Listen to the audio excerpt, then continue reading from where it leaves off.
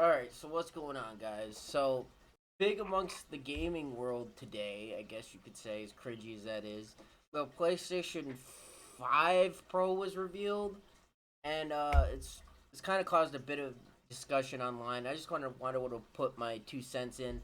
So this is $700, or it's releasing at $700. There's no disk drive on it, and from what I saw in the presentation, it's not much of an upgrade at all. I guess they were saying like you could play at 60 at higher graphics now, or close to 60. It didn't really seem like that much of an improvement, especially for an extra $300 that they're charging. It's kind of stupid, but it's not as stupid as it may seem. Now, I have been a PC gamer since 2014. I've had a console since 2014. So I have not experienced the joys of a disc drive since that time. However, I will admit for console gamers, it is a bit more of a big deal than it is on PC, which I wish PC had more of a physical media market, but whatever. It's just one of the flaws with the platform. And I do think consoles should include it.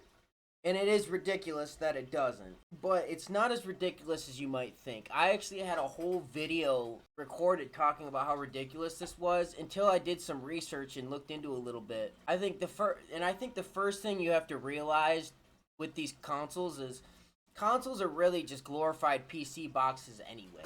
I mean, they're really just standardized PCs that are all built the same way so that developers can make it for a standardized set of hardware instead of on PC where, it could be any number of configurations between components. It's standardized on console, so you know how consoles work, hopefully. I'm not going to explain that to you. Maybe back 20 years ago there was a significant difference with how they were designed and built, but really nowadays they really are just glorified standard PC boxes.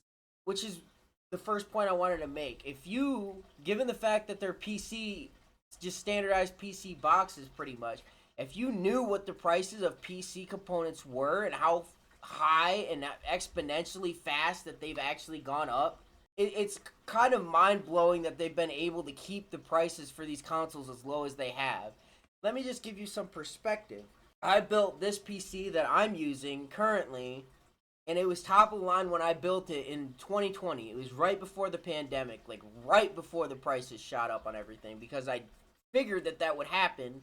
So I built this before it happened, and I built this PC for around $1,400, which is about what a high-end graphics card costs by itself now. And this computer was top of the line when I built it. Not the absolute best graphics, but it was a 5700 XT AMD Radeon. I mean, in 2020, that was a top-of-the-line card. It's still a decent card today. But my point was, I certainly wasn't spending $800 or whatever the equivalent of what that card would be now on it back then. So given how high the components for PCs have increased, it's kind of a miracle that they've been able to actually keep it as low as they have. Now, here's the second point. And this is the point that actually surprised me, and I didn't realize it. So I'm going to show you something. You might have seen this before. This is the inflation calculator. And yeah, I know it's a common argument, but I'm just going to show you because this surprised me even. And it might surprise some of you people out there that watch this. So, the PS5 Pro is launching at $700, so we'll stick that in your back pocket. We're going to go back to the 360 PS3 era because I saw some people saying, well, $700, I remember when the PS3 launched at $700 and people complained about it. I said the same thing. So let's look at the PS3, all right? So I don't know why I'm saying PS3. The PS3 launched in 2006 at $600. You're correct. So if we go December 2006, so you can't do it for the current year or the future. That's fine. That makes sense. We'll say May then. In May. So if the PS3, if it was a similar model and how bad it was, given inflation, it would be $933. So the idea that it's as bad as the PS3 is ludicrous. And I would also argue that at that time the PS3 released, it didn't have any fucking games either. So, which is not the case with the PS5. You can hate the PS5. I'm not a console gamer, but I'm just saying there is a lot more games available for the PS5 than there was for the PS4 3 at the time.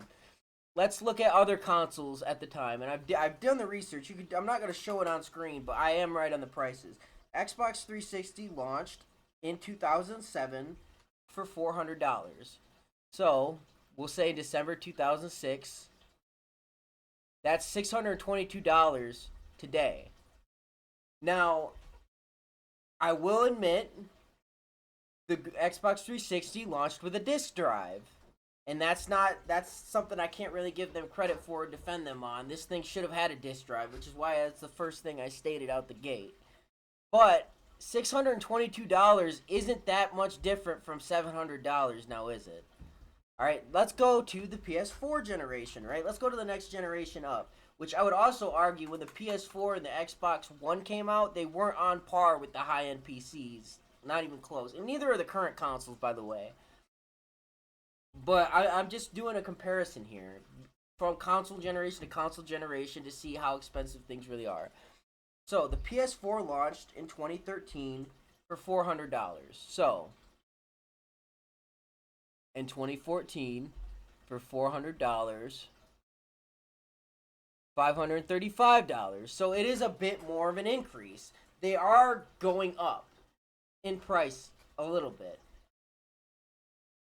Well, more than a little bit. I mean, it's definitely outpacing inflation, you could say. Now, I would also argue that they were trying to price their console strategically because of the disaster that they had with the PS3 and how fucked they made the pricing on that and how it almost cost them to lose that console generation. So they were trying to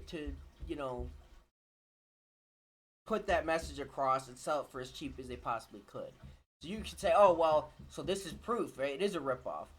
Maybe, but the Xbox One sold that same year for $500. So, putting that in the inflation calculator, we're at $668. So now we're only $30 off from $700.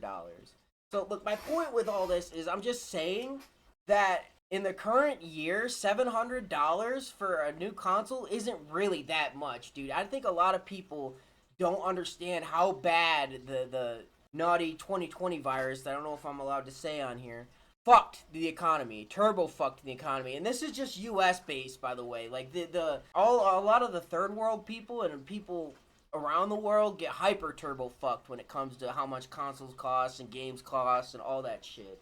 This isn't about them. Theirs situation is way worse than ours will ever be. Speaking from a US perspective, because that's where I live, it's really not that much different than it was back in the day, guys. It's just the economy sucks and the inflation sucks. Dollar isn't worth shit. So therefore, again, I can't say that it shouldn't have had a disc drive. It definitely should have had a disc drive. And again, the Xbox One launched for $500 in 2014 with a disc drive. That's definitely a knock against it, but it's not as bad as some people are making it out to be, and it's ridiculous. It's just the American dollar is worthless now, and I guess the euro too, because I assume they priced it. Again, I'm an American here, so I don't know what they did with the Europe and Australian. Usually they're pretty good with pricing in those areas. It's usually like the third world areas that get hyper turbo fucked when it comes to pricing on games. But anyway, that was it for this video. I just wanted to get this video out there, shed a bit more information, because like I said, I was actually mad at this price when I first saw it, because I was like, man, games consoles used to be like $400. What the fuck? And then you put it in the inflation, like, oh, I see. It's just that fucking my money's worthless now. Okay, I see now. That does make sense. So for once, I'm not the one being outraged. I'm trying to bring sense to people. But again, not saying that this is a perfect announcement. There's very little performance improvement. All right, at least from what I saw in the presentation, maybe there is, and they just did a terrible job at showing it. But from what I saw, it didn't seem like enough of an upgrade to spend $300 more goddamn dollars on it. So don't think that I'm like 100% defending this. It is pretty ridiculous. But to say that it's like insanely expensive for a new console drop it's really not, guys. I thought so at first too. but it's not. But anyway, that's it for this video. If you like this video, drop a like. If you dislike it, if you think I'm stupid, I tend to get a lot of that on my videos. Do that too. Do whatever you feel you got to. This has been Hypno Jelly, signing out.